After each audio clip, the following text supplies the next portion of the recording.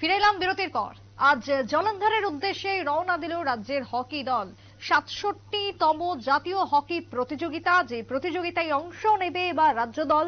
তাই কার্যত আজকে জলন্ধরের উদ্দেশ্যে রওনা দিল রাজ্য হকি দল। তারা আশাবাদী রয়েছে জয়ের ব্যাপারে। কথা বলে নেব ক্রীড়া সাংবাদিক বিপ্লব চন্দ্রের সঙ্গে। বিপ্লব দা, জয়ের ব্যাপারে আশাবাদী, অন্যদিকে জাতীয় হকি প্রতিযোগিতায় এবার রাজ্য দল পারফরমেন্স করতে চলেছে। আজ রাজ্য ত্যাগ করলেন তারা। কি মনে হচ্ছে এই ক্ষেত্রে কতজন সদস্য তারা আজকে পাড়ি দিলেন বহির্রাজ্যের উদ্দেশ্যে? কতটুকু আশাবাদী তারা, কতটা তারা প্র্যাকটিস করেছে হকি, কি মনে হয়? দেখো, একটা জিনিস বলি যে ত্রিপুরাতে বিভিন্ন ইভেন্ট গুলো যেটা চুক্তিবদ্ধভাবে দীর্ঘদিন ধরে চলে আসছে, ক্রীড়া পর্ষদ অনুমোদিত বা ক্রীড়া দপ্তরের অনুমোদিত। তো সেই ক্ষেত্রে বিগত কয়েক বছর ধরে রাজ্যের যে সমস্ত খেলাধুলোর ডেভেলপ করেছে তার মধ্যে থেকে সবচেয়ে বেশি যদি তলানিতে চলে যায় সেটা হলো হকি। এই হকিতে এবার ৬৭তম যে আসর, এই আসরে রাজ্য দল অংশ নেবে। অনূর্ধ্ব-১৯ বিভাগের এই দল আজই জলন্ধরের উদ্দেশ্যে রওনা হয়েছে। আগামী ৬ জানুয়ারি থেকে জলন্ধরে অনুষ্ঠিত হবে এই আসর। তবে তুমি যে কথাটা বলেছো কতটুকু আশাবাদী, সেই ক্ষেত্রে যাবার আগে দলীয় কোচ এবং দলীয় ম্যানেজাররা কিন্তু আশা ব্যক্ত করেছেন যে তারা অনেকটাই আশাবাদী রাজ্য দলের পারফরমেন্স সম্পর্কে। তবে কি দিয়ে আশাবাদী তারা বলেছেন সে বিষয়ে কিন্তু একটা সন্ধান রয়েছে, সে বিষয়ে কিন্তু একটা ধারণা বা করা যাচ্ছে যে কোথায় রাজ্যের হকি, যেখানে আজকে প্রায় ১.৫ দশক হয়ে গেল এখন পর্যন্ত রাজ্যে একটি হকির অ্যাস্ট্রোটার্ফ করতে পারলো না রাজ্য সরকার। অর্থাৎ ২০০৯-১০ সালে কিন্তু প্রায় ৬ থেকে ৬.৫ কোটি টাকা এসেছিল বাধারঘাটের অর্থাৎ পুলিশ স্টেডিয়ামকে অ্যাস্ট্রোটার্ফ তৈরি করা হবে এবং সেখানে হকির প্র্যাকটিস হবে। কিন্তু আমরা কি দেখলাম, দিনের পর দিন হকি একের পর এক তলানিতে গিয়েছে। বিভিন্ন আসরে যেগুলোতে যাচ্ছে গোলের মালা হজম করে রাজ্য দল ফিরে আসছে। সেই জায়গায় প্রত্যাশা করছে কোচরা যে রাজ্য দল ভালো পারফরমেন্স করবে, কারণ এখানে আমাদের হকির যে আধুনিকীকরণ, গোটা দেশে হকির যেভাবে আধুনিকীকরণ হয়েছে, কোচেররা যেভাবে হয়েছে, সেখানে বা খেলার ক্ষেত্রে যে নতুন নতুন নিয়ম এসেছে, সেই জায়গায় ত্রিপুরা একদমই তলানিতে। কারণ আমরা যেখানে দেখি হকির প্র্যাকটিস হয় বর্তমানে পুলিশ হকি মাঠে, সেখানে কিন্তু এখন গোল পোস্ট নেই, সেই জায়গায় কিন্তু ফাঁকা মাঠে কিন্তু হকির প্র্যাকটিস অনুশীলন করছে। তারপর সেখান থেকে কিছুটা পরিবর্তন করে খেলোয়াড় কিছু পরিবর্তন হয়েছে, সেখানে সেগুলোকে নিয়ে অন্য একটা মাঠে দেওয়া হয়েছে।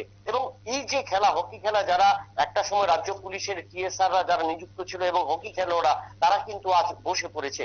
অর্থাৎ রাজ্যের হকির মান একদম নিম্ন শ্রেণীতে। অর্থাৎ তুমি বলতে চাইছো যে রাজ্যের ক্ষেত্রে হকির প্রতি ছেলেদের একটা ভালোবাসা রয়েছে এবং তার জন্য খেলোয়াড়ও রয়েছে, কিন্তু অন্যদিকে হকির যে এই মুহূর্তে অবস্থান রাজ্যের ক্ষেত্রে সেটা একেবারে তলানিতে।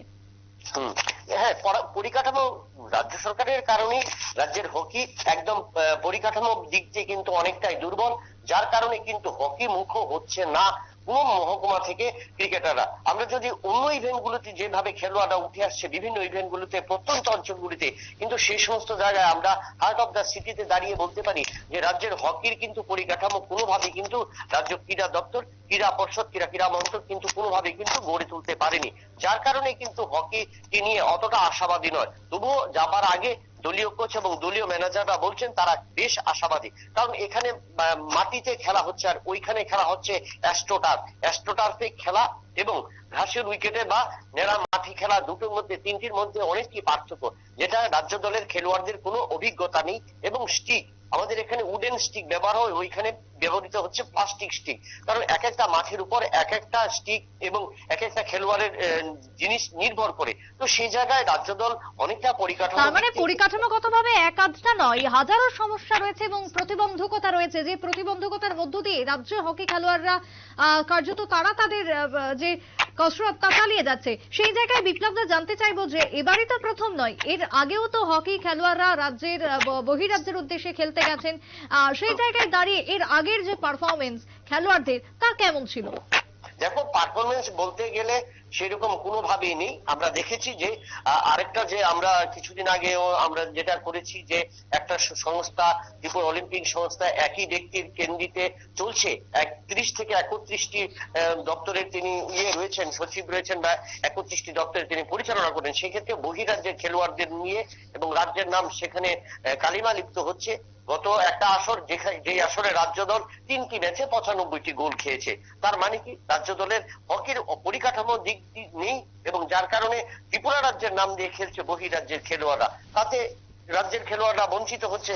অপরদিকে রাজ্যের নাম আরেক রাজ্যে গিয়ে তলার বলতে গেলে কি হয়, আরো খাটো হচ্ছে। কারণ সেখানে পরিকাঠামোর দিক নেই, খেলার উন্নত মান নেই, খেলার মাঠ নেই, তার কারণে কিন্তু খেলোয়াড়রা উঠে আসছে না। বা সেক্ষেত্রে যা ইচ্ছিল অল্প পরিমাণ, সেই অল্প পরিমাণ পরিকাঠামো দিক দিয়ে কিন্তু রাজ্য হকি এগুচ্ছে, এবং তার কারণে কিন্তু একের পর এক ভাবে বিভিন্ন আসরে গিয়ে রাজ্য দল ভরাডুবিতে ফিরে আসছে এবং একদম খারাপ ফলাফল করছে। ঠিক ঠিক। ধন্যবাদ বিপ্লব দা। কথা বলছিলাম আমাদের ক্রীড়া সাংবাদিক বিপ্লব চন্দ্রের সঙ্গে। জলন্ধরের উদ্দেশ্যে একদিকে যেরকম রওনা দিল রাজ্য দল, ঠিক তার পাশাপাশি রাজ্যে হকির ক্ষেত্রে যে প্রতিবন্ধকতা রয়েছে, যে পরিকাঠামোগত অভাব রয়েছে, সেই অভাব যাতে অদূর ভবিষ্যতে দূর করা হয় তার দাবি উঠে আসছে রাজ্যের অধিকাংশ খেলোয়াড়দের পক্ষ থেকে। একটা ছোট্ট বিরতির পর ফিরে আসছি, সঙ্গে থাকুন।